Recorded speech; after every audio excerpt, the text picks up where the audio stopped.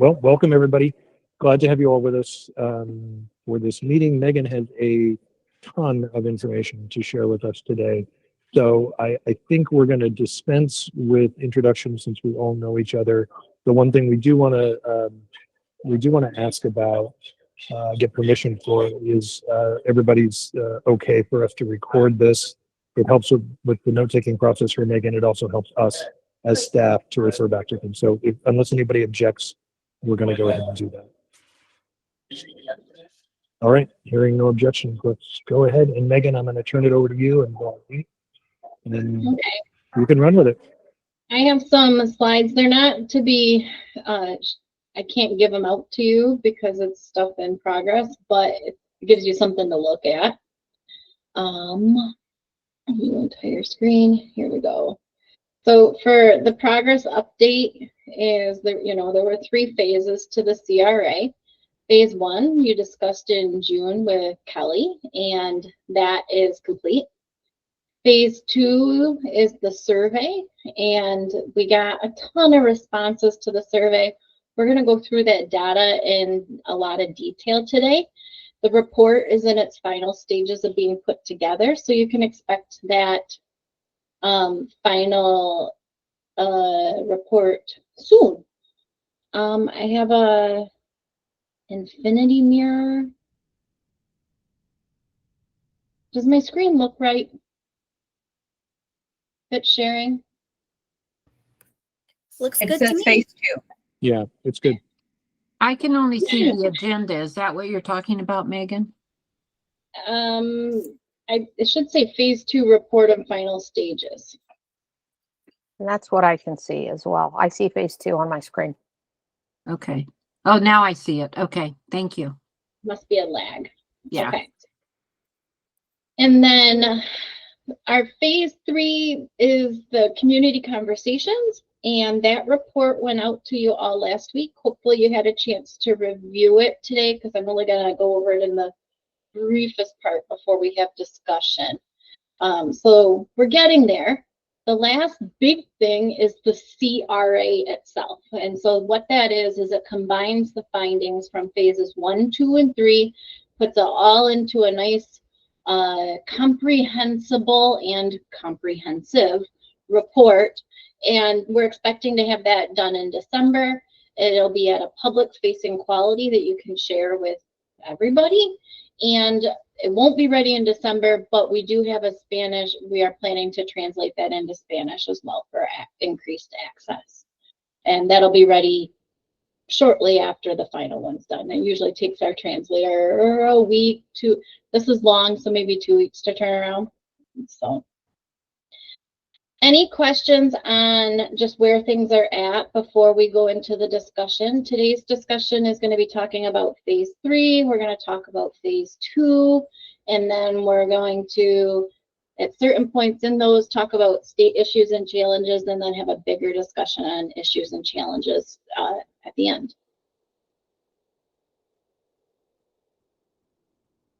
Hearing none. Our phase 3 discussion, in the report I mentioned this, but we had 10 community conversations, and that gathered over 125 voices of really rich information. The key findings that came from it was talking about the cost and affordability of services, the need for professionals to be trained in working with people with intellectual and developmental disabilities. Transportation challenges came up consistently, and loss of resources. And then there was a set of suggested priorities that they really felt should be worked on, and that kind of revolved around community training to reduce stigma, advocating for the capabilities of people. So it seems like expectations are sometimes low because the between expectations being low and people aren't doing as much as they're capable of, because people aren't as trained into what people with disabilities and intellectual disabilities are able to do. And so having a lot more training on that capabilities and the opportunities that could be out there. And then training professionals on and specifically working with people with intellectual and developmental disabilities, and then improved outreach. So word of mouth is most popular, and figuring out new channels to get the word out there. So that's me distilling a 20-page report into a 2-minute overview, because you all read it, hopefully. And so what I want to do is open the discussion up to you.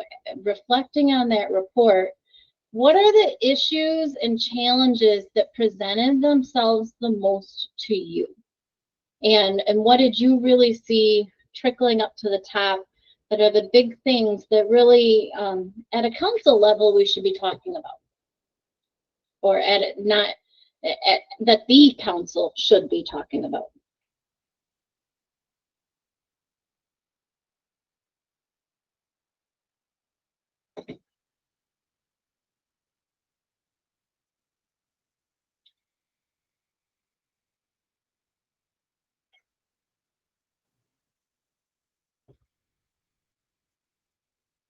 Oh, I can go since we're all so quiet. Great. Sorry, guys. I'm going to say things that you already know. I read through that report, and what came up again and again, obviously, accessibility to services, right? So whether that was because it was a transportation issue and they couldn't get where they needed to be, or there simply weren't enough providers that they could get to. Availability and the length of time that it takes to get in. That can be weeks to months to sometimes even a year, particularly when you're talking about diagnosis. And then people's ages played even more into that. So older populations, teens and later, getting that diagnosis was a lot harder. So the whole area around just accessing services, from provider availability to transportation was huge, right? So that was a giant issue. What I saw come up again and again, both within the medical field, in employment, with some service providers, kind of all of them, was people understanding disabilities, how to work with people with disabilities, right? And on the side of the medical providers, for instance, a lot of, I think, preconceived notions by both medical providers and then even employers of what it means to have a disability, particularly what somebody is truly capable of. So there's this presumption of incompetence, right? And then just not having a general knowledge of how you can accommodate, how you can work better with somebody, whether it's in the medical office or in employment in general. Employers, it's the field that I work in. So sometimes this assumption that the person with the disability as an employee is either not capable of doing the job, or that they will be very expensive due to any type of accommodations or things they might have to do. Families seem very frustrated at not being able to access the services across the board that they need. And it seems the biggest level of support that they have is from their own community. That's where the best resources. There are some agencies that are good at that, but again and again, it came up that they support one another. I could go on and on, but in a nutshell, that's kind of where I am, and I'll let somebody else speak. Okay. Thank you. Yeah, you summed up a lot of those key takeaways that were in the report, and it's nice to hear that you're reflecting that those are some of the bigger hot points that you think need to be addressed as well.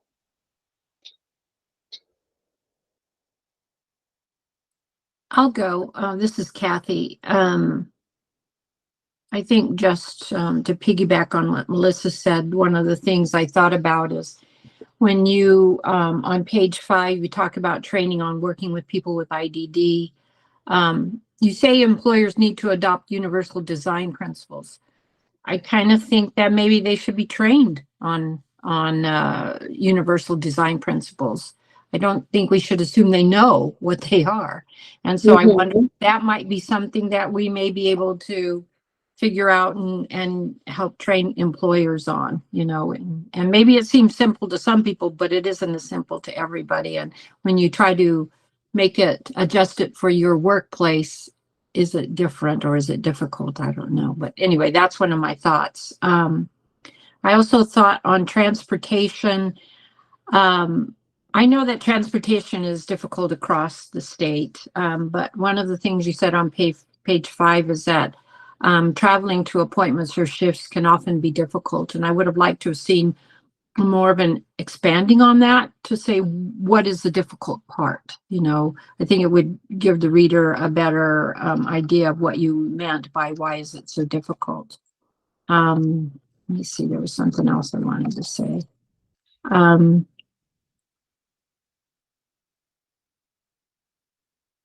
question number 4 on page 11, you say, if something isn't going right with services or care, what helps people with disabilities speak up? And I was looking for something to tell me what would help them speak up. What I saw was the fear, the cultural factors, the challenges in advocacy and system navigation, but that makes me ask my question, what will help them speak up, you know? And I would like to have seen right there a little bit more addressed as to what we need to do as a council to help them speak up. If you got that from your meetings with the families and the community, what do they think we need to do to help them speak up and advocate for themselves, you know? When I used to work for Ocean, we were trying to train parents so that they felt like they had, you know, the information and felt empowered to speak up. And, you know, those are the kind of things I was wondering if shouldn't be in this report. And then I also thought in question number 5 on page 12, your question, in your community, what helps programs and services for people with disabilities work well together? And I would have liked to have seen there a little bit more about where the community said they were working well together. And you do say it, but you say it farther down about they get things done. And I would have liked to have seen that there as the start so that you have a positive, even though you're going to go into the challenges. Does that make sense? And I don't know if I'm going beyond what you asked in this question, but those are the kind of things I had comments on. And I thought one other thing is that I thought you should have talked a little bit more about the schools and the issues there, because we only talk about schools 1 or 2 times, and it's very brief, and it doesn't talk about the barriers really in schools. And when we talk about training as like one of the most important things we should be doing out there, then let's talk about how our teachers aren't getting all the training they need. You know, could we talk about that up at the top of the document as opposed to down at the bottom in the the recommendations? Anyway, that's my thoughts. You know, the questions that you bring up are really insightful as to what we were able to gather from those community conversations and what they really spur us to think about. And so this informs that comprehensive review and analysis, and how things get structured is going to vary when it gets put together in that. But, you know, for example, your question like, well, what's needed for that support to speak up? You know, when people were asked that, they focused on what kept them from speaking up and were not as explicit on the things that are supportive. So we don't have that. That's a hole. No, and you know that's what? something that we would want to talk about as this sounds like a challenge. And then as a group here on this committee, what are some of our thoughts that we want to guide the council to think about for how to address that? And then I know that you want more on that early intervention and on the education side, but those are the very low priority side of the comprehensive review and analysis. because we have to, we want to know, but we won't be able to address that in the goals and stuff, within those goals and objectives that the council sets, that need to be a lot more focused on the priority areas set by the legislation. Okay. Would you consider in question 4 putting in what you said, that while we asked them this, you know, what helps people, they focused on this, and it would transition more into the fear of retaliation, cultural factors, those kind of things. I think that would help to say, well, we asked them this and they pivoted and went this way. You know? Yep. We have not decided exactly how all this gets merged into the full report, but if we do spell it out specifically as to this data, then we'll consider that a suggestion. Okay. And then there was one, your final recommendation, if I'm reading correctly, says training. So are you finding that we should really focus as a council on training? So what we're doing with all of this process is bringing it, you know, we have 3 different ways that data is coming in, and we're putting all that together. And as an ad hoc committee, we're looking at it and surfacing what some of the bigger issues are, so that when I go to the council with, and a lot of you will be at the council meeting, and we start to say, okay, this is where things fit, and then they set the priorities, they have all this data to support that discussion. And so, you know, the recommendation from that community conversations really did come in that the 2 aspects of training, right? One, training to reduce, I'm sorry, skip slides here. The big training is to reduce that stigma, and then the training to professionals on how to work with people with intellectual and developmental disabilities. And then that comment that you had, kind of, and the bullet points here, it's underneath that is like, yeah, employers need to be trained on universal design. Like, you know, they need to know how to add that in. So that would be a community training as well. And so those are things that the community has been just saying, you know, people don't know this. There needs to be more out there for that. Now, whether, so then we decide as this group, and this is some of the stuff we're surfacing, is this something that we really want to recommend that the council consider as something to prioritize? And we can give a handful of those recommendations to help with that discussion. And then at the end of the meeting in November, this is November, but at the end of the council meeting, we're really hoping that that council has really said, you know, this is the direction that we want our state plan to go. This is the set of priorities that the state plan needs to take on as we develop the goals and objectives. Okay. So does that help answer your question? It does. Thank you. Did any other challenges or issues arise from anybody else while you were reading through everything?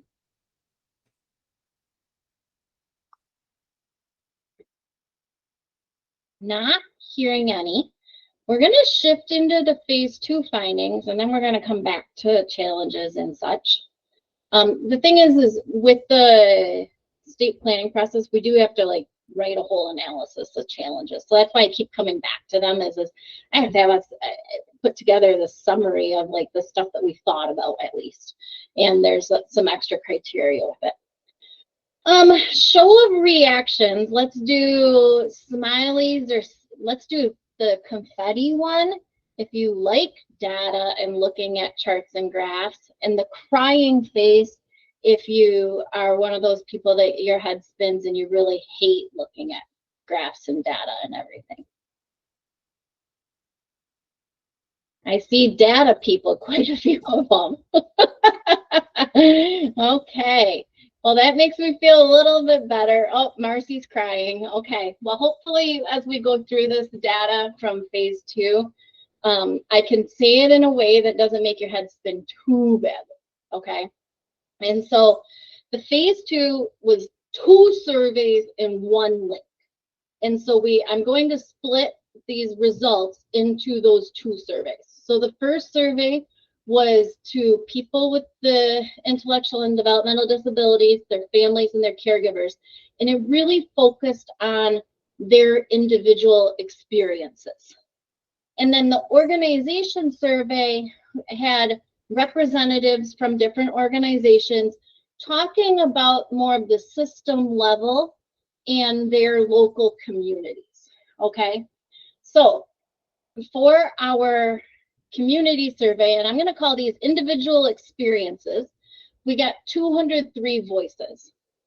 12 of them were people with intellectual and developmental disabilities, and the rest of them are the caregivers, family, loved ones, and sharing about one person's experience. And so they may have a lot of people in their life, but they were asked to pick one person and reflect on that one person while they went through this whole survey. And that was to keep things simple with a lot of their answers. And so because that 12 is such a small proportion, we do have all of these as one combined set of results instead of having it separated out. That way we can make the most meaning of our answers. So, and we asked them if they were a family member, caregiver, and responding on behalf of a loved one's experience, what their relationship was. And so the most common relationships that people filled in, and this was an open response, they could write anything they wanted in there. And so parents, caregivers, advocates, guardians, legal guardians, teachers, friends, supports, providers, those were all words that people used as they described their relationship with their loved one. So Megan, I just want to be clear, the 12 PWD were voicing and speaking for themselves and not silent and letting somebody else speak for them, correct? Correct. Yeah, Okay. Those 12 people spoke for themselves and their answers are added into the whole set. Okay, thank you. You're welcome. So overall, these experiences reflect mostly men or boys. About 2/3 were male and then 1/3 were female. And then about half of the experiences are reflecting on transition age youth, 14 to 22, to prime working age adults that are 23 to 54. And then another 30% or so were in the 4 to 13-year-olds brackets. So we've got lots of adults, lots of youth, not a lot of senior experiences reflected in this conversation. And then when I asked about race and ethnicity, I followed the new guidelines, which integrate them instead of separating them. And mostly white with some Hispanic and Latino, some people identifying as Black and African American, and less of the other races and ethnicities. Geographically, most people, 65%, came from Maricopa County, and about 19% came from Pima County, and then scattered throughout the rest of the state. However, I do want to bring your attention to we did not get anybody from Apache, Greenlee, Graham, and La Paz counties. So no responses there. 98% of these individual experiences did have their disability start before the age of 22. And I offered the opportunity to self-describe their disability. And so there was a gamut of experiences.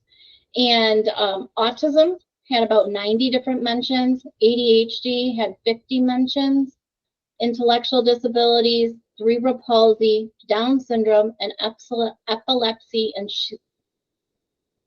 seizures, tongue twister today, had 20 to 35 mentions each. There's also in the full report an even more breakdown of the rest of the data set with that. So what I did was asked them about the availability of 4 different health services, 5 different kinds of employment services, and 6 different kinds of support services. And so the next graph is showing you kind of the breakdown by county of what the service availability for the different health services was. And so overall, with therapy programs, which is the bottom right, we had, this was most reported available by community members at about 82% overall. And we can see in the breakdown that, you know, a high proportion of people in Maricopa County said it was available. But overall, we got a nice, pretty pink going on here that's saying that, you know, it's pretty consistent statewide with that opinion as to what of their experiences. And then for doctors and therapy programs who understand individuals with the intellectual and developmental disabilities, that was available at about 73% overall. And we can see that Pinal County had a little lower reported availability at 36% of the respondents saying it was available there, whereas a little higher in Maricopa County and the other counties. And then we also talked about services for paying for home health care and medical equipment and services to assist with that. And Pinal County, am I saying that right? How do you say it right? Pinal. Pinal? Okay, thank you. And how is Pima or Pima? Pima. Okay. Thank you. Before I butcher it for the next 15 slides. So that one had, Pinal County had 18% saying it was available. So that seemed a lot lower there compared to the other counties, which had middling availability reports. And then the mental and behavioral health services was, again, lower in Pinal County, but fairly consistent, okay? Now, if the person said that service was available, they got asked follow-up questions related to the ease of access of that service, how easily they were able to get it, and how timely they could get that service. And so for therapies, when we look at that a little bit more detail, and on the right is kind of just showing you how detailed we get into the analysis, but we're not going to focus on the image on the right. Instead, we're going to focus on the blown up part that I have here on the left. And so what I've done is kind of calculate their overall sentiment. So basically everybody that said, I couldn't get it at all, that was awful, and everybody that said, hey, it was really, really easy to get, if it's equal, they cancel each other out. And so at the end of the day, what overall, if it's equal on both sides, it'll be yellow.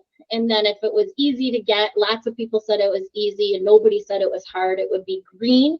And if people said that it was hard to get and nobody said it was easy, then it would be red. So we're kind of looking, green is good, yellow is whatever, it's pretty equal, everybody's mixed on it in their experiences. And then red is, it was overall kind of hard to get. And so with ease of access, we're seeing that it was pretty mixed in Maricopa County, and then, but it was a little bit harder in Pima County and Pinal County. And other counties, so it's kind of, other counties mixes in with the Pima County. One thing to point out is with all of these, again, when you have 9 people, each person has a bigger weight in that proportion than in Maricopa County with 105 people, where each person's like 1%, okay?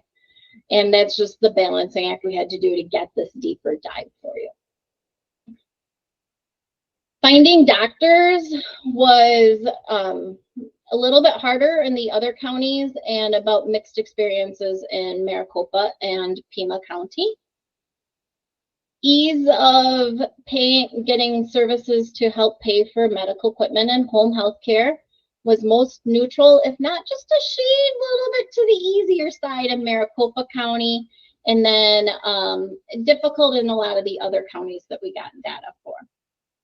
And then the ease of accessing the mental and behavioral health services was neutral in Maricopa County, a little bit harder in Pima County, and more on the difficult side with the other counties. Shifting gears to employment, we have 5 different services that we asked about, and we're seeing fairly consistent coloring for availability across most of these. Assistive technology services, we had the most limited data on. And all of these employment services, only 63 people talked about employment experiences. The rest have never looked for or never needed those experiences. So it really reduces down what we have to work with for the data pool here. But we do see a lot more variation over here in, sorry, clicking on the wrong screen. Over here in assistive technology, Pima County, you know, it was said it was less available, and then it was about 30% available in Maricopa and other counties. And then the others are in the 50 to 55%. Maricopa had 72% helping learn skills for specific jobs. So that was a little bit higher. And then on the job support type of programs and job support services was higher in the other counties in the, oh, sorry, again, clicking on the wrong one when I'm trying to draw here, was higher in other counties than in Maricopa. So going into the ease of access, you know, we're going to see that assistive technology was perceived as difficult in Maricopa, a little more neutral in other counties. This is 15 people that we're talking about that weighed in on this. So it's hard to get a strong sense. However, one of the issues and challenges that we really need to talk about is the limitations in the availability of assistive technology. And so we've heard about it a little bit in the community conversations, but not much. And then we have this little bit of data here. All of you have your own experiences and insights. And so I do want to take a minute to open up the discussion into the state issues and challenges related to your thoughts on the limitations and availability of assistive technology. Michael, you've raised your hand. Go ahead. Thank you, Megan. I had a question about two previous slides that had to do with employment. So the question about learning about different types of jobs that might be a good fit, was there any explanation or any additional information that was provided? And then the second question I have is, was there any correlation between, and I think Kathy Lewandowski brought it up earlier, about education, post-secondary education and employment? Was there any connection in any of the comments or that were made?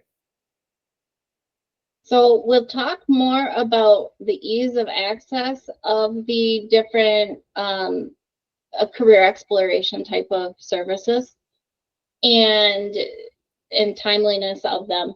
Oh, speaking of timeliness, I forgot to say I did not go into that on the medical services because it was pretty equal that things were fairly timely. Like people could get it, it might take a little while, but it was consistent. And then as far as correlation goes, I don't have a ton of qualitative information. I will, I do have some slides at the end that share the qualitative feedback on it. I'm trying to like remember all of it at the top of my head. And I think I'd rather just say, let's wait and talk about the qualitative and what needs to get better from the community perspectives when we get to that data set or data element, if that works for you. And I think that answers both or addresses both of your questions. Okay. Actually, I have another question, and I think Kathy also brought it up about specific training. So as we're developing the next 5-year plan, it would be really helpful to see where the gap is in training, because training it's such a vague term, and it would be really helpful if we had more specifics on what type of training they would like. And I think that goes to that question about learning about different types of jobs that might be a good fit. So I just wanted to share that with you. Thank you. You're welcome. Oh, and you did ask about another thing building off of the education and transition. And we do have under the support services a question about opportunities related to basically thinking about post-secondary, either college or training experiences, and people's opinions on the availability and ease of accessing those services. So we will get to that later as well. Thank you, Megan. You're welcome. So let's take a pause and talk about assistive technology. What are people's thoughts on the limitations and availability of AT?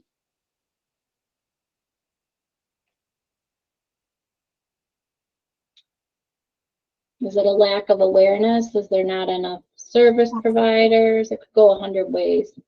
Well, assistive technology really runs the gamut. So are we talking about devices? Are we talking about computers, mobility aids, sensory aids, like for vision and hearing? How do you want us to focus? I don't have a specific prompt for you. The data focuses on it from a work perspective, but we all know that assistive technology goes much broader than its role in the workplace. And assistive technology can be for a lot of, it's any barrier bridges any barrier to the environment. So it could be workplace, it could be recreationally, it could be daily living skills. There's a whole gamut of it. And we can come back to this again from the broader perspective. It just seemed like after, I didn't want to go over 5,000 data points without breaking up the discussion. And I was like, oh, well, here's some data on it. Let's have a conversation. I think Melissa has her hand raised. Sorry. I'll let her go. Oh, no worries. Megan, I'm just really curious. Did they discuss how they're accessing their AT, like what sources that's coming through for them? We don't have any data on that from these surveys. We're trying to keep the survey very, very short and easy to fill out. So we just know whether they felt that, and the question was very loose. Like, it wasn't even just, can you get the devices? Learning how to use the devices was part of that, implicit in that question as well. Yeah, because my brain goes to, I think the two most common places, people try, like, are they getting AT at school if they need it? If they're in employment, because I work in employment services as a provider, are they, and it would be VR that would help with that for some of my clients. Are they getting it that way, right? And what does that look like?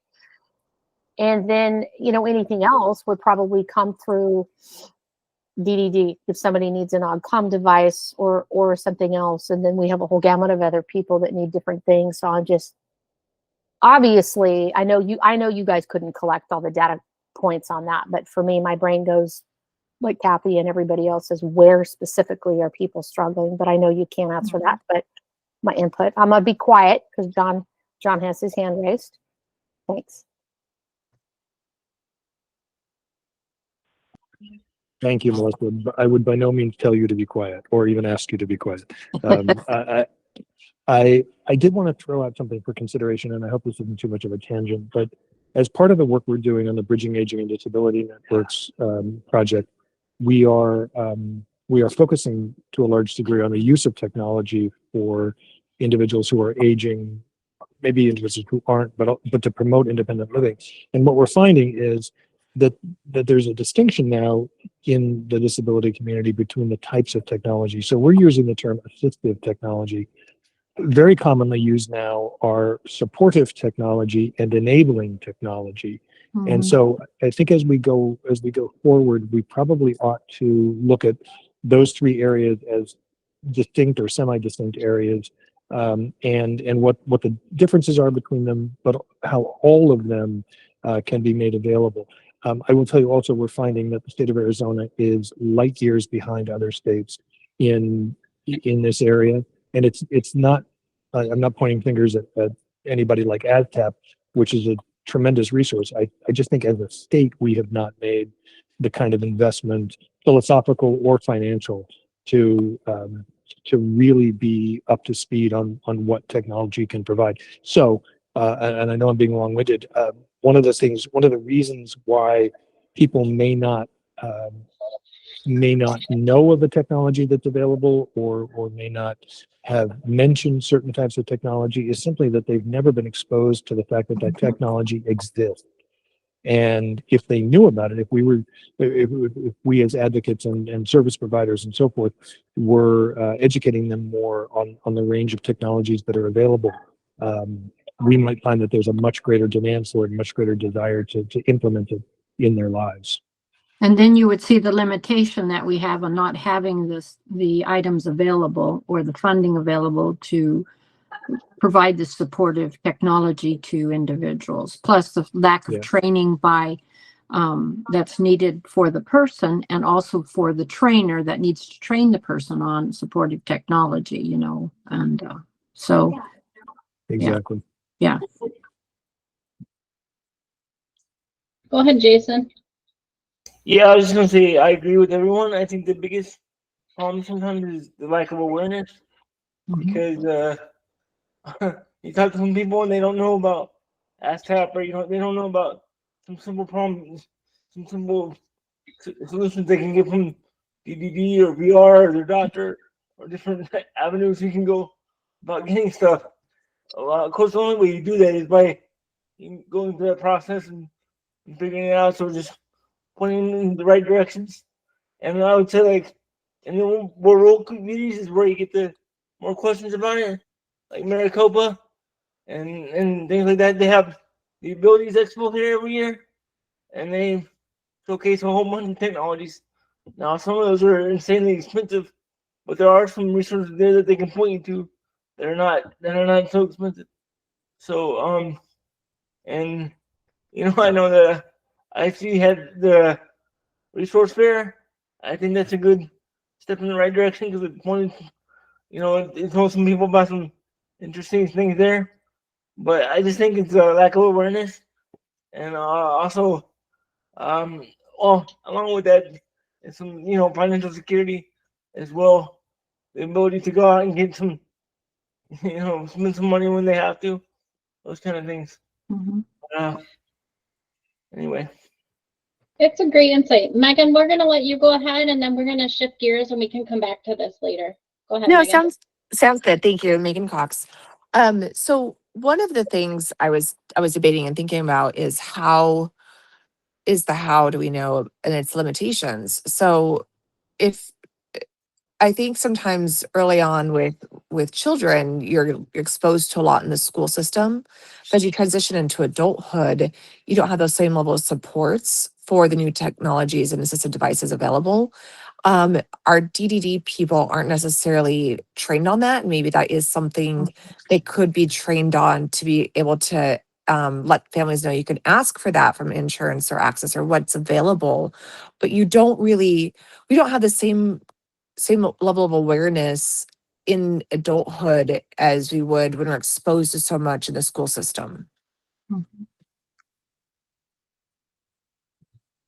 These are great insights, everybody. This is really helpful. Thank you. Okay, we're going to continue on with the sharing data, and then we'll come back to more discussion at the end. So we did ask about job support services, and the ease of access was a little bit difficult in Maricopa and other counties, a little more difficult in Pima County. And then job skill development related services were somewhat difficult to access in Maricopa County, a little bit more neutral in our other counties. And then, kind of in between those two and Pima County. And then we have career and job exploration services, and those were more difficult to access in Maricopa County. The last service is interview preparation type services, and that seemed to be easier to access in the other counties. A little bit more difficult in Pima County, more neutral in Maricopa County.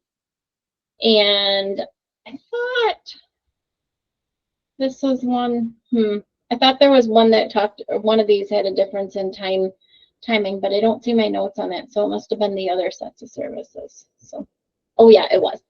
Okay, so that's kind of, it's nice to see a little bit of green on one of these graphs and that there's some positive sentiment, even if our number of people is small.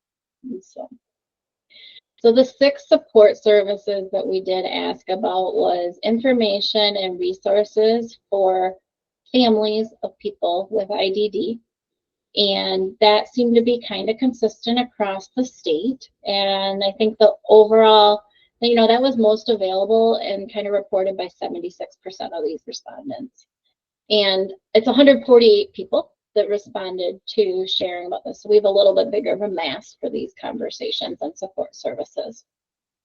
Support groups and community programs. So this kind of ties in what we were talking about phase 2, Kathy, with what people thought was available for them to have their voice heard or that support thing. And so we're seeing the availability of support groups coming through in this survey data. Now, if memory serves, like as these responses came in, actually a lot of these responses don't coincide with community conversations. So I think that we have for the most part, the voices of the community conversations are different people than the voices of the survey. I don't know that for sure, but just kind of going off of timing of when responses were received.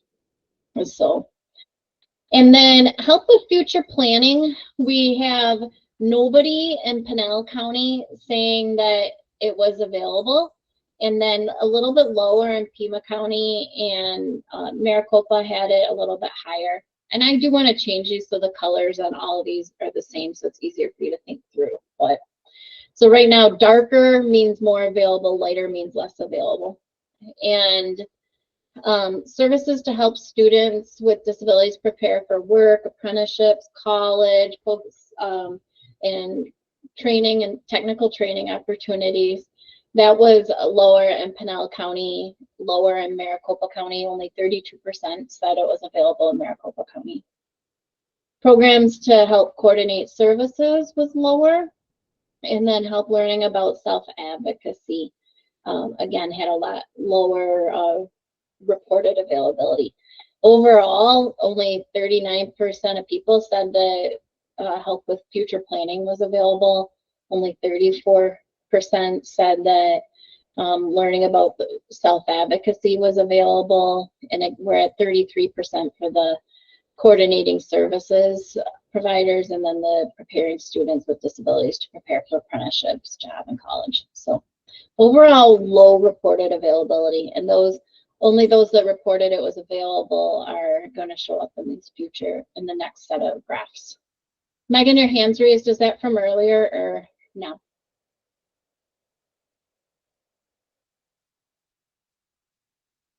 It is. I'm going to take it down. Sorry. Okay, that's okay. I thought they came down automatically, so I was just checking. So now we're back to the color scheme you're used to seeing. So yellow is neutral for overall easiness, green is easy, and red is hard to access.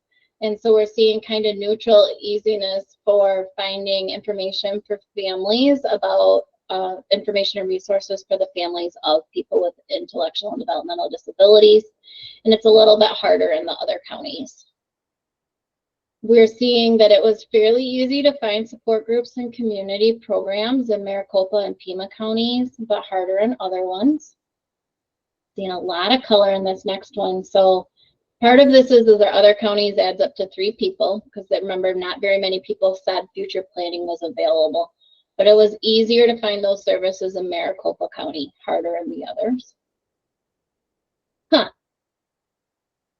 That other county, the way I have this set is if less than 8 people responded to a county, then they got grouped. But our other counties is 3 people across all those other counties. So they're still grouped, it's just small. And then so those services to help somebody get ready for their post-secondary opportunities, apprenticeships, college, training programs, that was a little more neutral in Maricopa County and a little bit harder in the rest of the state.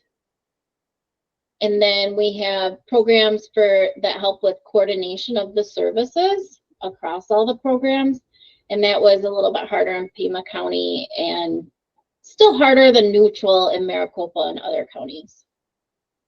And then our last one is self-advocacy training that seemed to be easier to find in Maricopa County, hardest in Pima County, and middle neutral in the others. We did ask individuals and their families what their priorities were for what needs to get better. And so two things that really came up was making sure that staff are well-trained, dependable, and consistent, and making it easier to find and understand available services and supports. So that was 72% that said that needed the staff are well-trained, and they got to pick their top 3 priorities, and those are all added together in this graph. And 64% about that understanding and finding services. Other priorities were having more services available nearby, improving how they work together, that coordination, and looking at wait times. And that was 36 to 39% that really felt that those needed to get better. We also asked an open-ended question of what does your community need? And the themes of what the individuals said were also said by the families, but there was a couple more things that families said as well. And so the individuals really said service, and families, they both really said service providers need to respect the autonomy of people with intellectual and developmental disabilities. And there needs to be more understanding of people with IDD in the communities.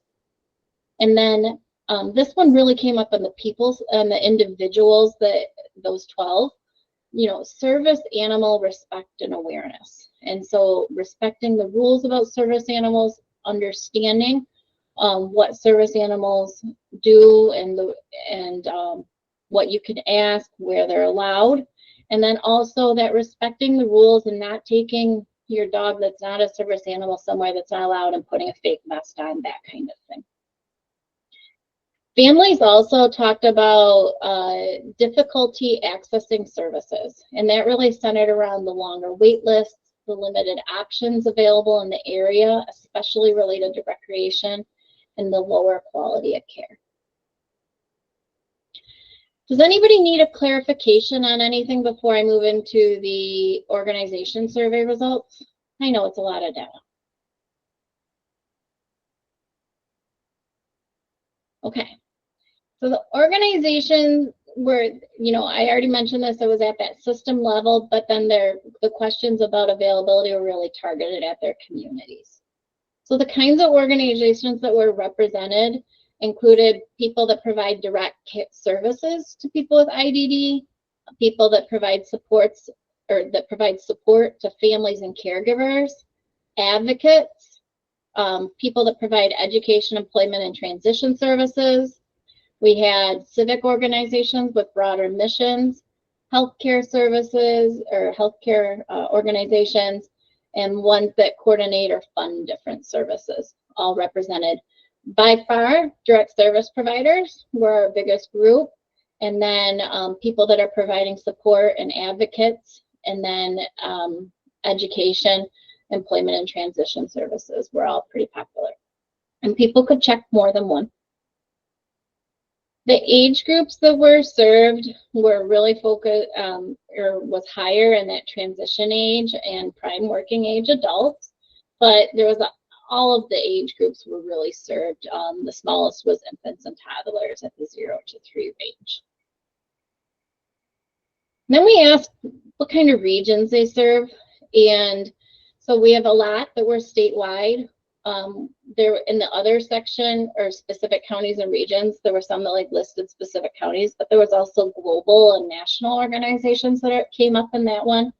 And then we have metropolitan areas. 20% people were serving rural areas, 10% were serving tribal communities. And then when we asked, what are the populations that they're serving to kind of filter in as we think about this and contextualize this data is, nonverbal was about 45% of these organizations. 45% or so were serving individuals with complex medical needs, behavioral challenges, co-occurring mental health diagnoses.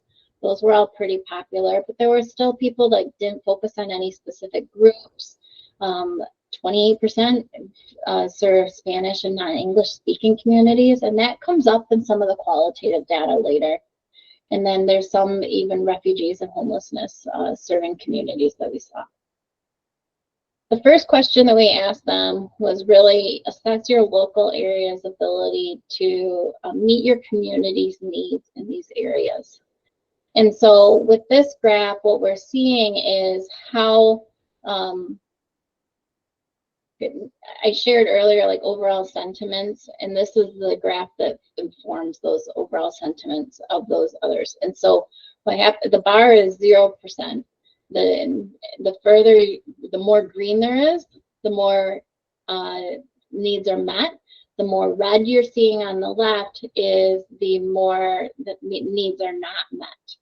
And so what we're really seeing overall is that it's lopsided to the red, and that we're not really adequately meeting the needs in any of these areas, or not we, but the local communities are not able to meet the local needs. And so most neutral almost is healthcare and information and resources, but then like preparing for college and careers, preparing for independent living, support to find employment, all those kinds of services are not adequately meeting the local needs pretty heavily. And so overall, the tone is that community needs aren't being met. So then we asked about, well, what are some of the barriers that you're having to people receiving services in your community? What are you observing? And they had to pick, they could only pick 2. And so the top barriers are navigating the services. It's difficult to navigate the service system. For example, knowing where to start, who to contact, and how to apply for those services. That was 60% of the barriers. And then, or of the people said that was one of the top 2 barriers. And then the lack of awareness of services is the second, with 44% people saying that's one of the top 2 barriers. So that's really telling when we're seeing such a big difference in some of these reasons. Transportation, even though we heard that a lot in phase 3, the organization representatives are saying that only 21% are saying it's one of the top 2 barriers. That's not saying it's not a barrier. They just had to prioritize because we're looking at this from a system approach or bigger picture. And then I asked, what's their most significant unmet need in their community? And again, they could pick up to 2. And the biggest one was that there needs to be better mental health and behavioral health services tailored to individuals with IDD. Now, then it's kind of even for more employment opportunities and job support, more accessible housing options that are also affordable, support for family caregivers such as respite care, better transportation options, more opportunities for community inclusion and social participation, and better services to support the transition from adulthood for the youth. We're all kind of in that 20 to 26% range. We also asked, what is the biggest challenge in your area for services to coordinate together? What's causing the barrier there?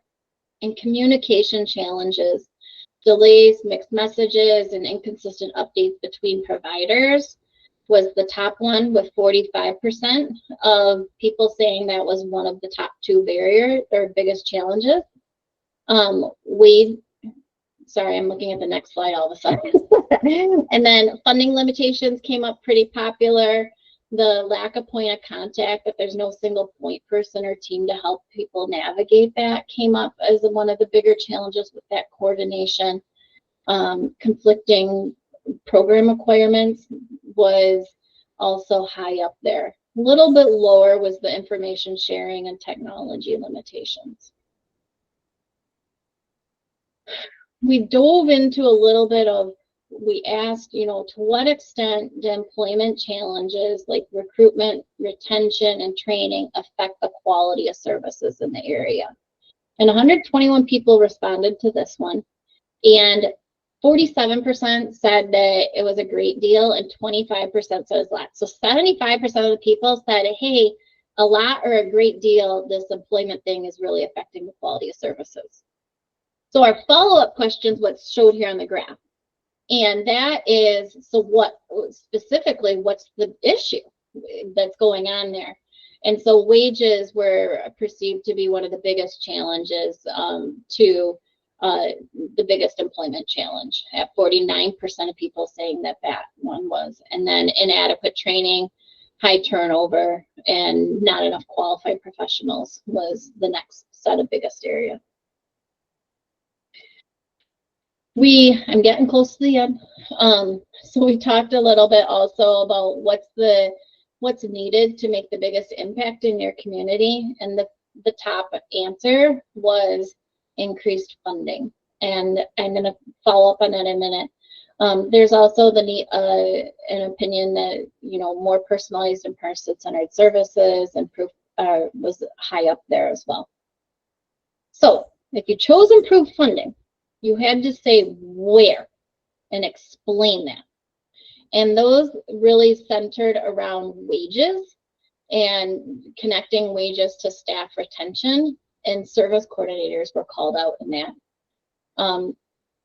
Funding for caregiver training in complex care, and funding for transition services, especially social skill development. And then we asked, what's your wish list items? And wanting to know what would expand support in your community. And so applied behavioral analysis, ABA, therapies, suggesting clinics for mental, developmental, and behavioral health services, and a language barrier, training to help over that. This will come in a growing needs too, is there was the noting that the service providers are not bilingual and therefore unable to serve the participants to their, or the community members to the fullest because of a language barrier that came up in a difference between the service provider and the person. Now in the report, I do have a table that shares the individual experiences sharing of the primary language spoken at home. It's mostly English. Other languages was Spanish by like 3 people. ASL was mentioned, Navajo, and I believe Mexican, but that must be different than Spanish. So maybe I'm crisscrossing my tables in my memory.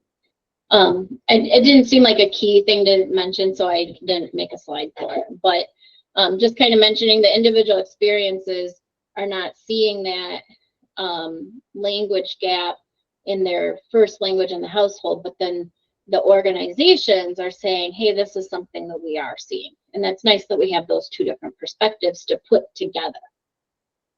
So, and then funding for recreation, transportation, and home health were other wish list items.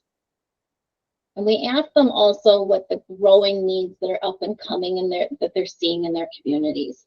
And so specialized training, behavioral care, specialized training in co-occurring conditions, and then that meeting that bilingual need. And so the 2 second languages that were mentioned were ASL, American Sign Language, and Spanish. More opportunities for social connection and self-directed care, and then employment and advancement. And that's expanding on that would be like higher education credentials and transition programs. There's a lot of falling through the cracks on that transition to work. And so building off of some of our conversations earlier. I need a drink of water. So I'm going to open the floor up for you to share. Again, we're trying to really take this conversation of this is the data presented, and we want to tell the council what we're seeing as challenges given all of this data. And so my question to you, based off of you can think about phase 1 and phase 3 too, but after hearing all of this data from the organizations and from the individual experiences, is what are you really seeing as the top challenges that are presenting themselves and really pinging in your head?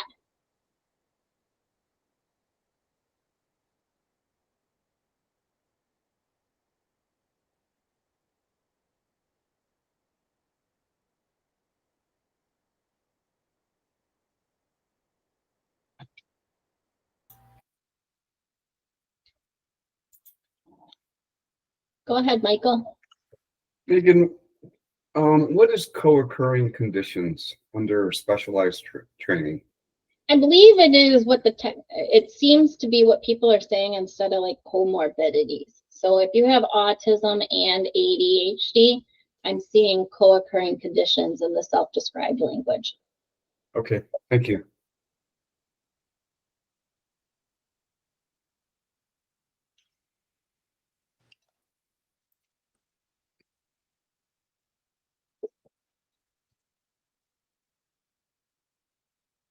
And that's not the only one. If you give me a second, I have the 5 most common co-occurring conditions that were listed by individuals. Just for your knowledge.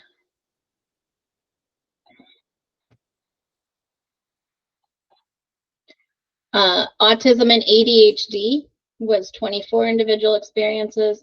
Cerebral palsy and epilepsy accounted for 12 of the individual experiences.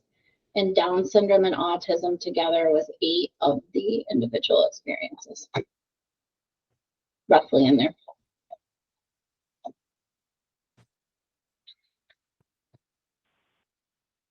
Megan, this is John. I would point out one other one that we've been working on for quite a long time, and that is the co-occurring IDD, some IDD diagnosis and a behavioral health diagnosis as well. So okay. SMI generally is the most common one.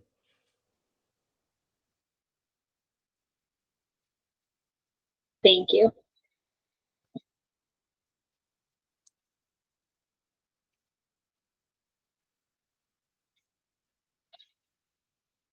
Megan, can you ask the question again or state the question again?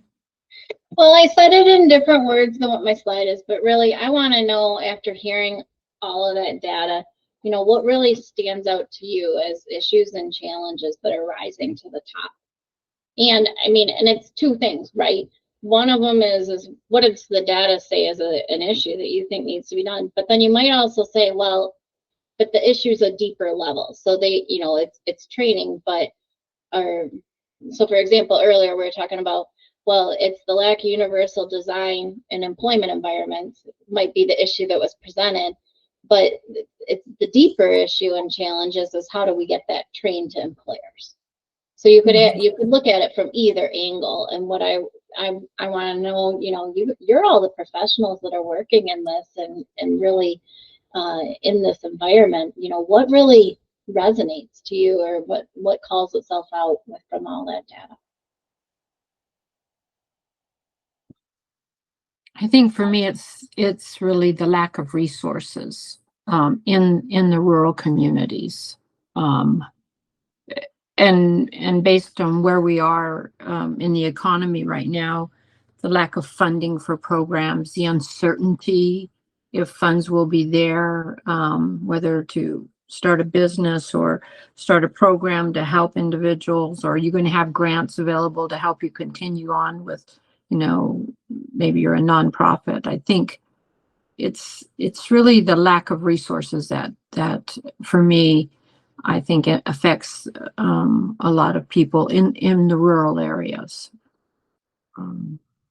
I think they're as resourceful as they can be, but there's just so much more that needs to be out there for them, and especially in mental health services out in the rural communities. Great, thank you. Jason? I know you mentioned lack of training, and I think that is the issue, but the underlying issue to that is you know, the retention level within the direct support services people. Like I can train somebody in a year or 2, they'll be gone, and then you have to train somebody else. So the idea that they're just constantly training people that are, you know, coming in and out, and there's no consistency among those people.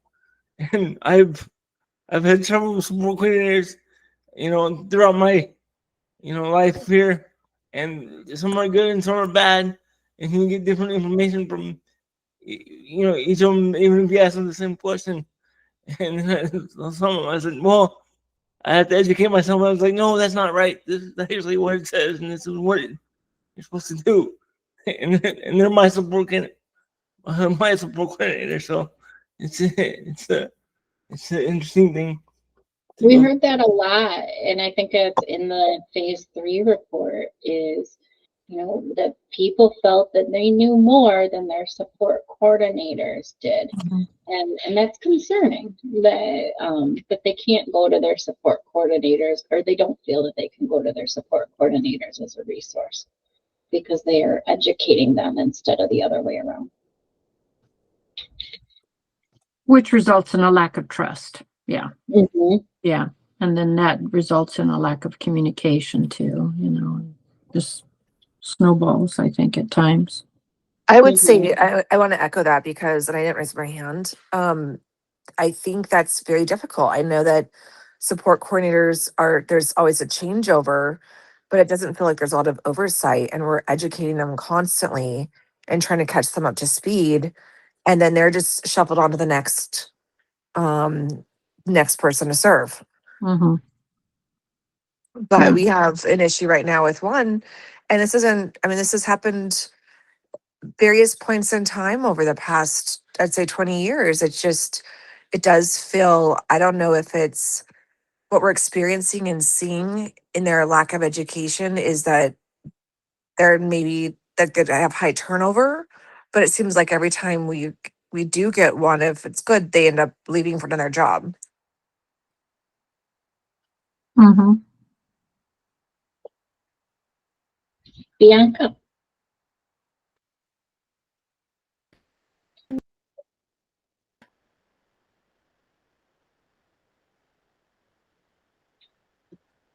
Your mute keeps going on and off.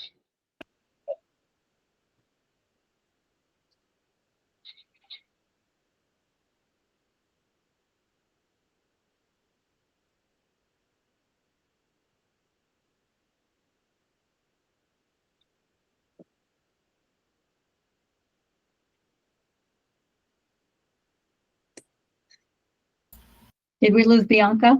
Yeah, we couldn't hear you, Bianca. We saw that you had a question or comment.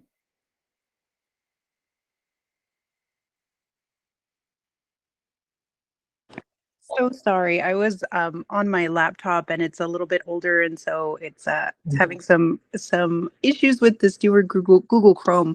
But what I was trying to say essentially was that I agree with Kathy and Megan and Jason that a lot of the issues, to me, a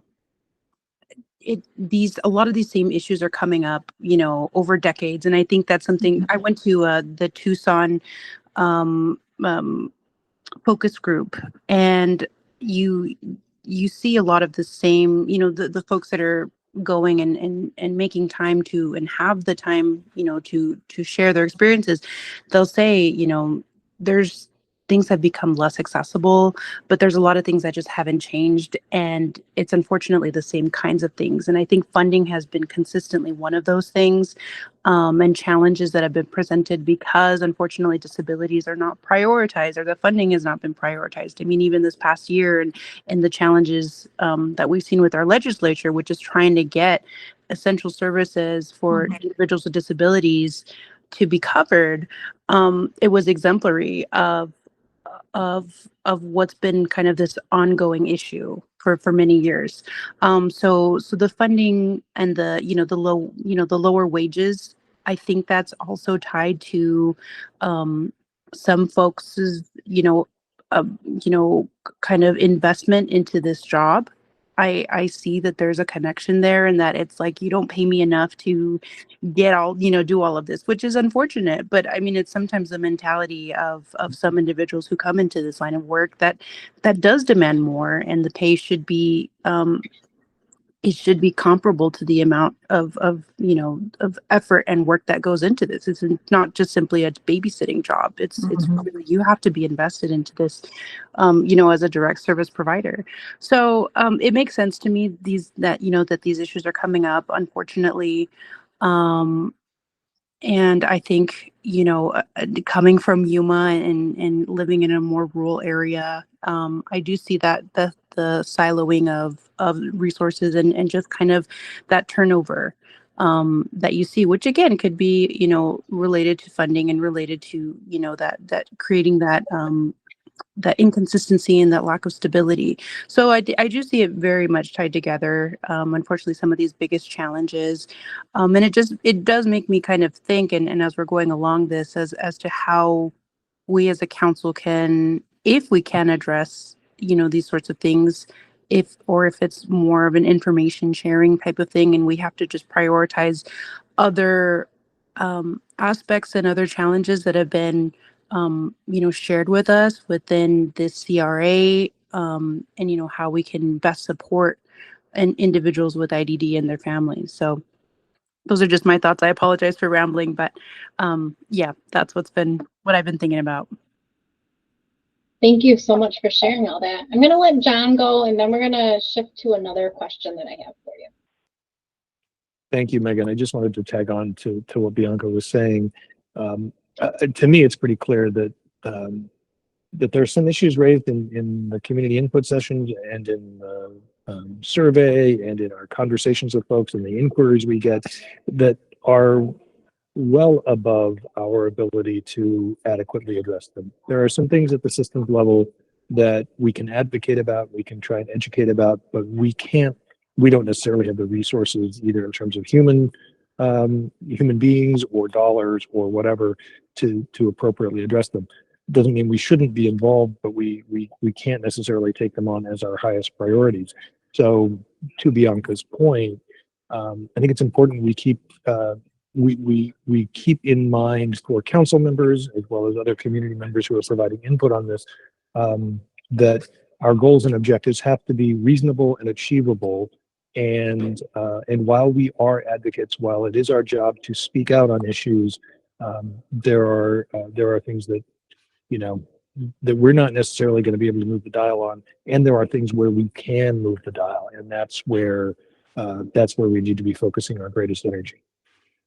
I think that one thing that we can do is really use the CRA as a public document, or we built this and designed it to be a public document. We can put right in there a call to action of all the things that are beyond our scope, and that can be a personal letter from you, John, or something like that we can put right in there so that it brings the attention. You funded the effort to learn that it's an issue, but you're also recognizing what's within an achievable set of goals for the next state plan, and what is someone else needs to take it on, and we're adding more data to the need and sharing that. So, okay. My next question is we have to talk a little bit about eligibility criteria. And this is a really hard thing for me to bring up with you because I don't have a lot of data on what eligibility criteria is out there and its exclusionariness. So my question is to you, how does eligibility criteria exclude people with IDD from receiving services? And where are you seeing that exclusion? Because this is not something that's very much published anywhere. In our phase 1 stuff, at least. I think one thing that we do here is, just the time consumingness of the paperwork that came up in the phase 3, and a couple of the technology issues with you spend hours doing it and then the computer website crashes and your thing doesn't go in. So we have heard a little bit, but I really want your insights. So somebody was speaking. Was that you, Jason, or was somebody in front of you? No, Yeah. it was me, but I'm going to let Jason go because he raised his hand politely. Well, that's okay. Kelly, you can go first. Oh. So my thoughts are that eligibility criteria, we hear that you have to be of certain age or be determined eligible by a certain age in order, and if you don't meet those deadlines or those age requirements, then you're excluded. If you don't have certain diagnoses, you're excluded. It's Those are the kind of things we've heard from receiving services. If you don't fill the forms out correctly, you don't have the right supporting documentation. Those are things that I hear. Jason, go ahead. Yeah, it's somebody who went through the process of getting these services and the eligibility process. I can tell you, there's a lot of like Kathy was saying, there's a lot of hoops you have to try to jump through, and a lot of paperwork you have to do, and you have to go to medical professionals and go to your doctor and make sure they fill out stuff, and there's a bunch of wait around and see kind of things, and so you have to be somewhat patient to get the services and not to give up. And for some of those people, so some people with disabilities, including sometimes myself, is to just get to get to where you have to go to get to the doctor's office, or to get to, I had outside supports to help me do those things, but because I remember when I first got here, it took me 6 or 7 months to get services from what I needed, and during that time period, I had to rely on outside services to get things. I mean, in my own cash to get things done, and some people aren't as lucky as I was to have those, to have those resources. Now I knew going into the situation that I needed to have those resources, and I was going to law school, so I was prepared to do that, and also, I'm used to filling out documents and doing that kind of thing because I did that in Texas as well. But I mean, just to get people, some people don't like to do that and see those barriers and just give up. Because I've talked to several people, and they're like, I started the process, but I'm done with it now, and I don't want to go. So then you have to just kind of hold their hand through the process and tell them to keep going and encourage them. And it could take a year or two to get it done. Like VR, I think it took me 2 years to get the whole process. So, and, it's not an easy process. So it's all about, just hanging in there to get the services you need. So Thank you. Hang in there, persistence and cumbersome. Michael, go ahead. Thank you, Megan. You mentioned that there's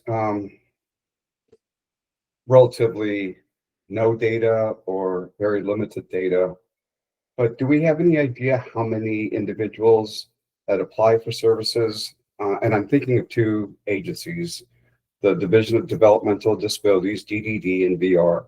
Do we have any data on how many people apply for services or eligibility, and then how many are denied? Is that information available? It's available. It's not public in a report. Does that mean that we can't reach out and ask? I'm happy to do so, or ask John to help me do so.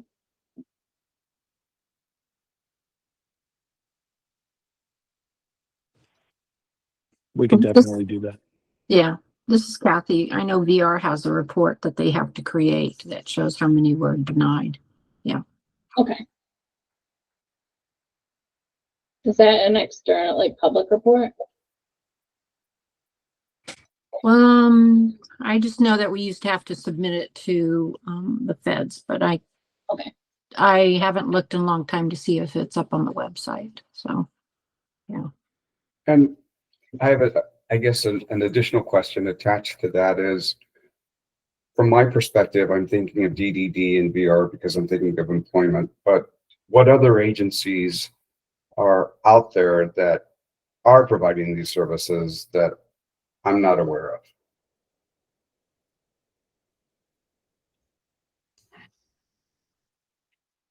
Well, I guess DDD is part of Altex, but yeah, their services, which is Medicaid or Access and Medicaid, yeah. Which actually, with that one, you get a lot of denials. Like the first time you try, you will get denied, pretty much, and then you have to go back. But that's just part of the process, and you have to know that going into it. Anyway, And I think to get into this program is going to be a lot more difficult going down the line, given the budget cuts and the legislation process that is going through. So, anyway, what other services? I'm trying to think. Anyway, I'll keep thinking. There'll be a couple more that come up as next step prompts. I am going to shift our gear to another question. So we did in the phase 2 question, survey, we asked the organization representatives their assessment of if there's certain groups of individuals with IDD who face greater barriers. And almost half of them said yes. And then I asked them to specify what those groups were. And 17% indicated rural areas, 16% indicated non-English speakers. And then other common ones, like 7 to 9% range, was diagnoses, race, people without transportation, indigenous communities, age, and transition age. So one of the things that we do need to talk about with what issues and challenges are coming up is kind of our thought on what are the barriers to participation of people with IDD from unserved and underserved groups. There's a lot of different ways you can define unserved and underserved groups, which is why we had that one survey question, was to get a community perspective on what an unserved and underserved group is. So I open the floor to all of you to have, a reflection. I mean, especially knowing, we're thinking about rural communities, that we're thinking about, I already forgot my list, non-English speaking groups, and then some of the other, like indigenous, different age groups, race. Those aren't called out as specific groups within them, just categories or broader conversation. But what barriers are you, do you all see coming to the top in thinking about all the different data that's been shared with you in conversations and stuff that you've read in the report?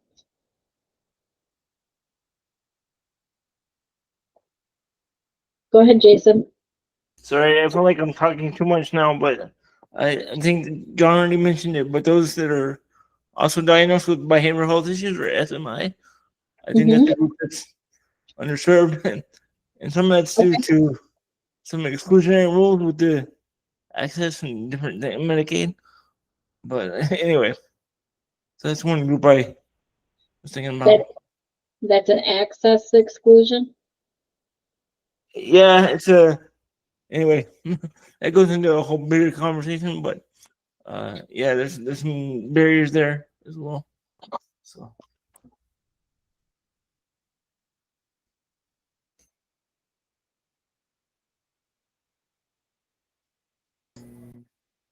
could part of it be just not knowing what services are available for them to even receive? I think that showed up in your data earlier on. Yeah, but the awareness and the accessibility were big things that came up earlier. Yeah, this is Mike. I agree with Lonnie. It's just the general lack of awareness of the programs and services that are available. This is Kathy.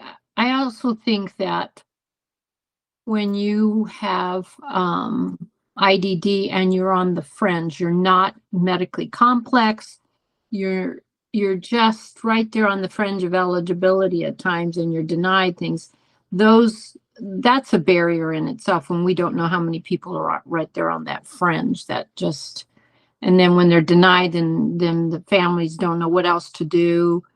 They know they need services. They know they need somebody to help them, but they don't know what to do. Yeah.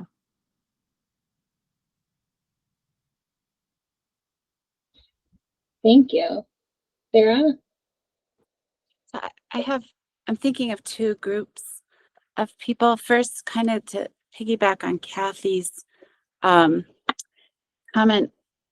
We run into a lot. I work in early intervention on the Navajo Nation. So we run into a lot of parents who describe having IDD, but don't know that they have a diagnosis. And so they're not getting any support, but they've been out of school too long to access their educational records to help them apply or kind of have that historical paper trail to go through the application process. So we don't even know who to refer them to for an evaluation or anything like that. So that's one group of people that I think are really underserved. And then the other group is our early intervention kids, especially on Navajo. We try to apply to Altex left and right, and they're constantly closed. The cases are closed because they don't get the letter because they live so far from a mailbox, or they don't get the phone call. And those are the only two ways Altex has told us that they would contact families for their first initial meetings with them through the application process. So their cases get closed. They don't send emails or texts, and there's nowhere on the application where they can even indicate what time zone that they live in, because Navajo Nation practices daylight savings. So if they did get the letter and it was 9 o'clock, they don't know when to expect the phone call. So those are little things, and I'm not sure if that's appropriate for this question, but those are things we see all the time. Those are great examples, though. Yeah, they're really practical. Yes. Like, Yeah. they're huge barriers. Yeah. I think we have 90 kids in our program, and I can think of maybe 2 that have Altex. Wow. Yeah. Go ahead, John. Yeah, and apologies, I got distracted for a few minutes. So if you've already mentioned this, I didn't hear it, but I don't think we can overstate the importance of geography and culture when it comes to unserved and underserved groups. And folks living on tribal lands, for example, and especially outside of urban areas, they're at a disadvantage because of distance, because of condition of roads, lack of electricity, or whatever the case may be. There are lots of different factors involved there, and also, for some of the groups, we've learned this from our refugee research. We've learned this from conversations with folks in the Spanish-speaking community. There are often issues of fear, issues of a sense of I don't know how to describe it, but basically feeling as though they are not going to be treated the way the white population is going to be treated when it comes to services. And we certainly saw this in some of the responses we got, a fear of retaliation if they speak up about how they're not being offered what they should be offered, or their rights are not being appropriate. So those to me are really important areas that are preventing people from being fully involved. That's great. Thanks. Okay. Another thing that we specifically need to talk about is wait lists. And so we did, we saw it in some of that in the phase 2 survey analysis. There was conversation about it in the individual experiences. And then on the org side, we asked, whether wait lists are a significant issue. And so even though, remember, I had talked about those top barriers and it didn't come up as a top 2 barrier, we still have 72% of the organizational representatives saying, hey, they are an issue in our area. Okay, so we know that they are. Again, in our searches, we have limited access into what the wait lists are, how many people are on them, and so I hope to figure out where to pull some of that data. But you have a lot of great insights. And so in what ways are wait lists and their selection criteria impeding that receipt of services?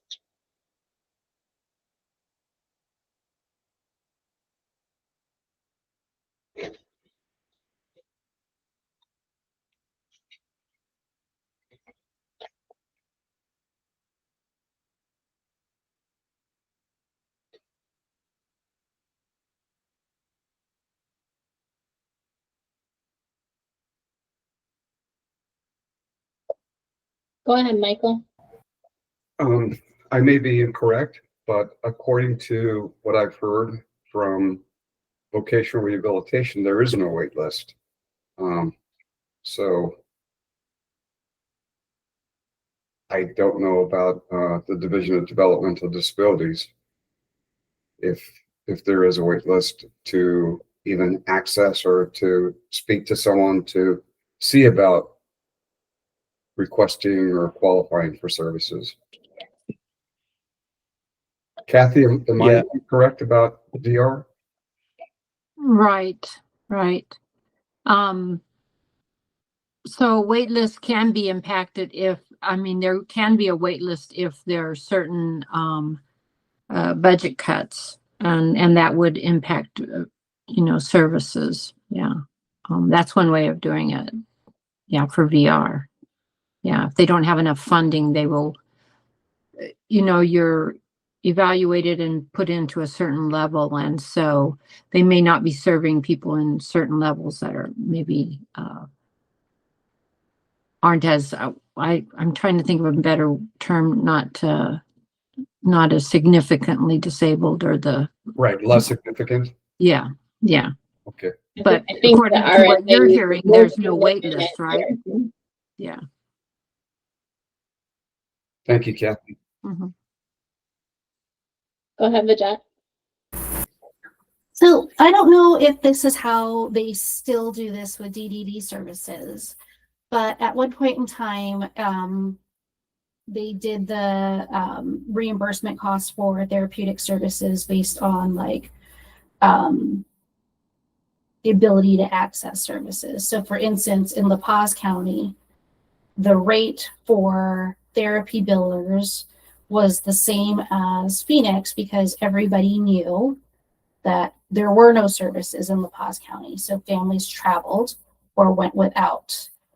However, DDD support coordinators wouldn't put children on wait lists because we knew that there was no one to serve it. So it became this circular thinking where because there was no wait lists, it meant that there were plenty of services for the kids.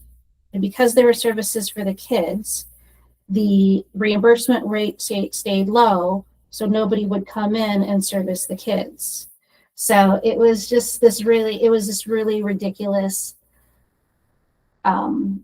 way of thinking that affected all of the children in La Paz from getting any kind of services. And the same thing happens here in Lake Havasu, where we do have services, but I'm told, well, we don't even have anybody on here, so we're not even going to put it on. That service isn't available in your area, so we're not going to put it on your service plan. And so then I asked, well, how do they know if the service is needed so that they can increase the wait or do in a call? And they say, well, then you need to go on a wait list. Well, how can we put it on a wait list if you won't even put it in the service plan?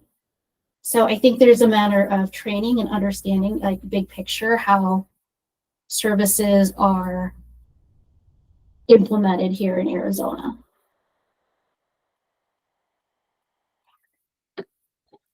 That's a great insight. example.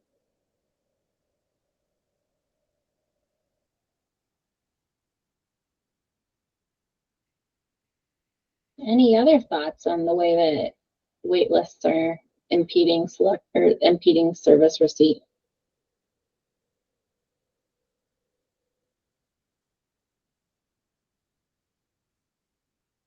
And the comment that you made about the budget cuts, with the uncertainty of where funding is, that needs to also be mentioned in this. And thank you for bringing that up. There might not be a list today, but with everything that's going on, that might change. Okay. My next discussion question is, I've got two left.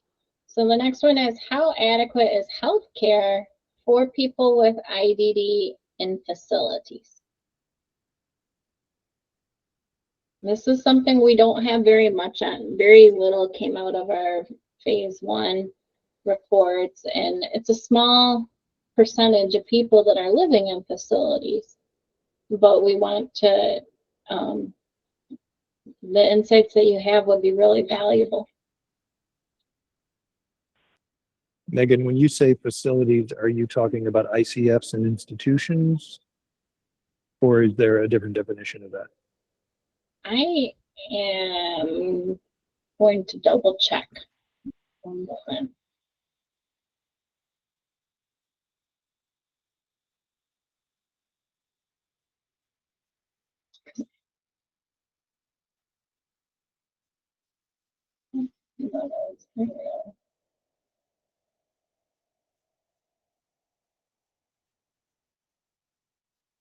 Um,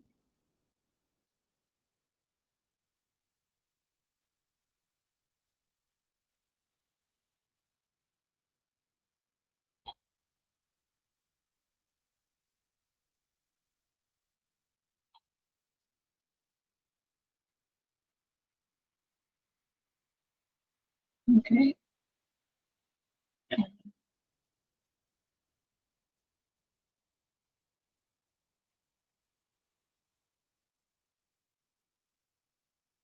You know, it says,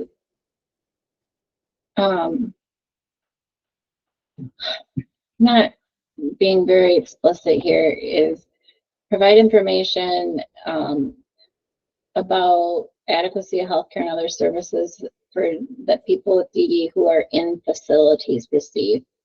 And then it gives a citation. So it's not being specific as to what they're saying, but we do have more questions like related to, it could include state-run institutions, privately run institutions, intermediary care facilities, nursing homes, or some other type of, so I'm sorry, yes, it does explicitly say it just on a different spot. So I'm talking about facilities referring state-run institutions, privately run institutions, intermediate care facilities, nursing homes, and or any other type of facility that we identify. Well, this is Kathy. Based on my experience, my sister used to work in a group home in Gila County, and you know, Gila County is not great on resources. So for healthcare, they would be taken sometimes to the local, like in Globe. There's really only a hospital. There aren't too many doctors. And so if you have issues, medical issues, you end up at the hospital and the ER pretty much most of the time. And so do I think that's adequate?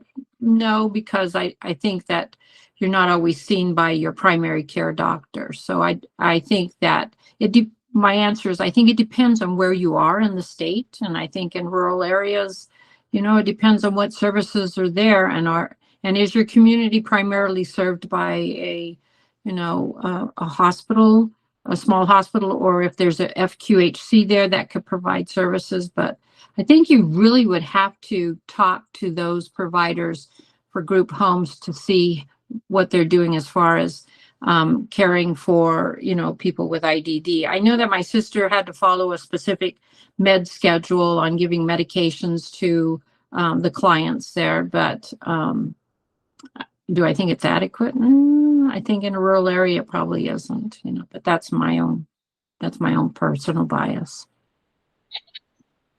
Go ahead, John.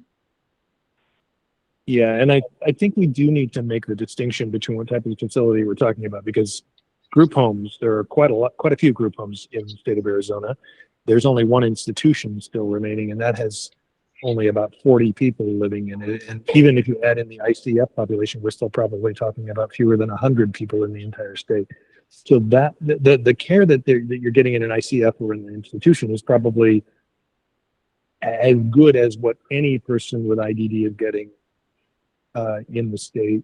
If you're in a group home, it might be, as Kathy pointed out, might be completely dependent upon where you are in the state. It might be dependent upon the quality of the provider running that group home. I mean, there are a whole lot of factors there. It really can be all over the board. Okay.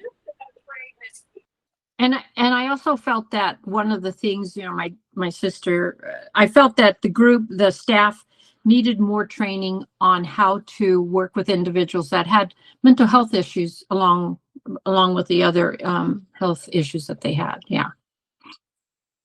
And I didn't think they were getting it. And that could be because, you write a contract for providers and your requirements are broad and they're not always specific. So maybe that provider didn't think he needed to provide training to his staff on how to work with individuals with IDD when they have really serious mental health issues too,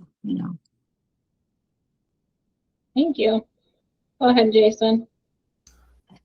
Yeah, I was gonna say, me and Sarah work with somebody who lived in a nursing home. We visited somebody, and he was my age, and the first thing I said was, "Okay, we have to get you out of here." So we signed him up for DDD, and he was able to get the services he needed. Actually, we moved into a group home, which I'm not really in favor of moving people to a group home, but at least there he had his own room and he had his own bathroom. Where in the nursing home, he had to share the room with somebody else, and they didn't really give him to have the services that he needed to, because he was deaf as well, and he needed some additional services. And at the group home, he was able to get his own hoisting system so he could get out of bed and stuff, so he could do it on his own more independently. So, so that's an example of because and it wasn't just him. There was some other younger people there that were in the nursing home.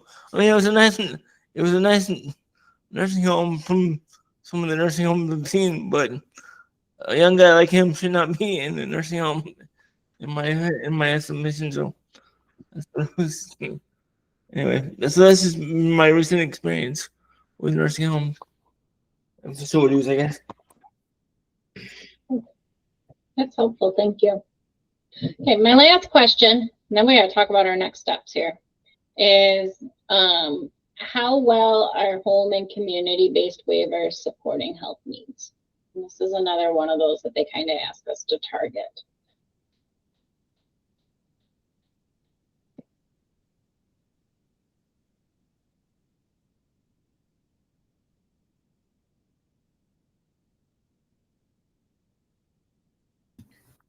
So this is Sarah Roof. I think it's important for us, and we see this in the report that you put together. It's important for us to realize the moment when we went out and did these focus groups, right? These community conversations. The Arizona State Legislature was about to or had just completed a huge fight to keep HCBS funded. And so I'm seeing this play out in the chart you're sharing. Services, either, lack of services or comments on services, top of mind for people. And this question, the way they were answering this question, there was a lot of fear at the time. There still is. And people feel the system is retracting after years of adding therapies, adding supports, adding more flexibility, adding a more robust, paid parent caregiver program for kids. So I think the general feeling and also the data that they shared through the survey was just the HCBS waiver or the supports in Arizona are not doing so great. The one thing that people providing perspective online would say that kind of counteracted this, like if families were moving from another state and those parents and caregivers were saying, actually, let me provide a different perspective. Arizona system's pretty robust. So that was really interesting. I don't remember that conversation in the in-person groups. I just don't know. Go ahead, John. Well, I was just going to say that this is such a nuanced question, and Kathy and Vijette and Megan and Bianca, you all have direct experience with family members who have received services from the state through the state's waiver. And so you probably have a much more informed perspective than I do, or than perhaps others of us on staff do. Jason, I think you probably do as well. My impression is that in terms of how the waiver is supporting healthcare needs, it's doing what it's supposed to do. Everybody who's receiving LTSS in Arizona has healthcare coverage. The quality of that coverage is really the issue. The ability of providers to meet the needs of people with IDD is always at question in Arizona. There just aren't enough. I mean, there aren't enough developmental pediatricians. There aren't enough specialists who understand the needs of people with complex needs. They don't understand intellectual and developmental disabilities to begin with, and they're not getting the training they need to understand those things. So it feels to me like there are a million different ways to answer this question. Fundamentally, as I said, you could just say, yes, they all have health coverage, but whether they're getting the care that really meets their individual needs, I think is pretty suspect.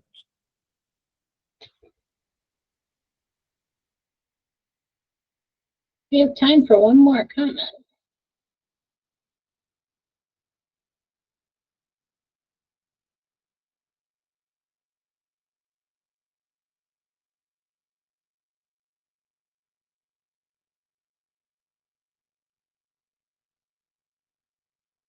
Okay, everybody's winding down. You can tell it's the end of a 2-hour meeting. Let's see here. I think it's moving into next steps is the next agenda item, right? I'm trying to find my copy of the agenda. There it is. So while we are wrapping up, here I can stop my screen share. So while we're wrapping up the CRA report, we do have enough data and analysis, especially because of all of your input today, to move forward with the state planning process. So at the November council meeting, I will be taking some time to share the aggregated findings of the CRA, bringing together phase 1, 2, and 3 into something that's digestible in half-hour conversation with the council. And then using that, and then all of the analysis of the priorities and issues and challenges that have really come out of our conversations, both in June and today, and bringing all that together to set the platform for a discussion in the council meeting to really figure out what the priorities need to be for a smaller work group of people to start to establish what the goals and objectives are. And we'll talk at the council meeting about the whole process that we're going to follow over the next many months. But that's where this is all going, is we're going to start moving forward with the state planning process because we have all the data together. And then while we're finishing the polishing of that report. Your phase 2 report will be shared as soon as it's completed, and then the CRA will be shared as it's completed as well. I open the floor to John and everybody else.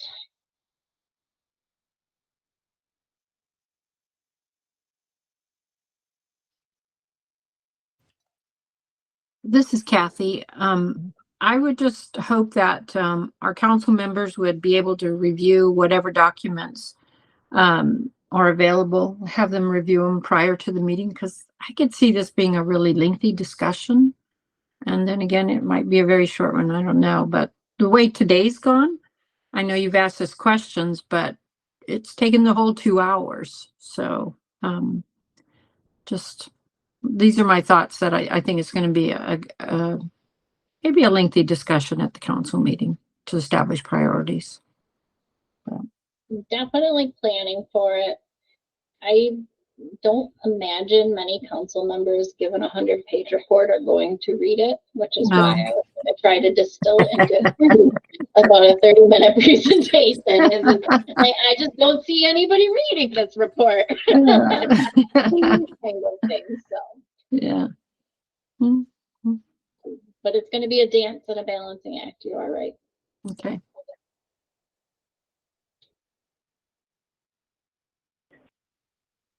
Yeah, and Kathy, to that point, we are devoting basically the entire meeting, other than a few pieces of business we have to get out of the way. The entire council meeting is going to be dedicated to going over this information, and Megan will do her dog and pony show again.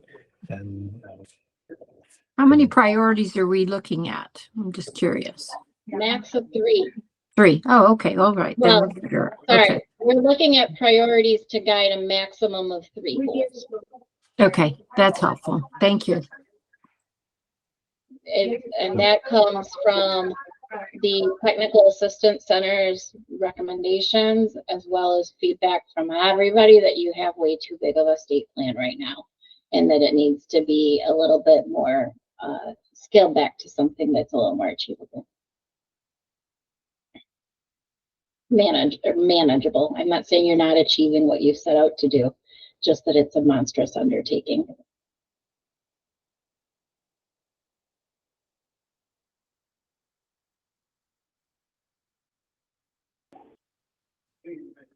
well, thank you all for taking the time to meet today. Your insights, your input is incredibly valuable. We will have the council materials out to you, hopefully well in advance of the council meeting, so that you'll have time to review everything.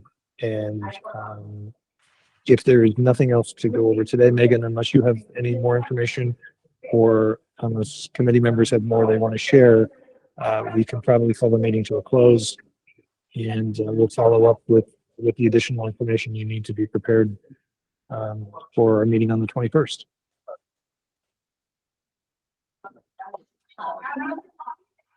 All right. Thank you all very much. Enjoy the rest of your afternoon.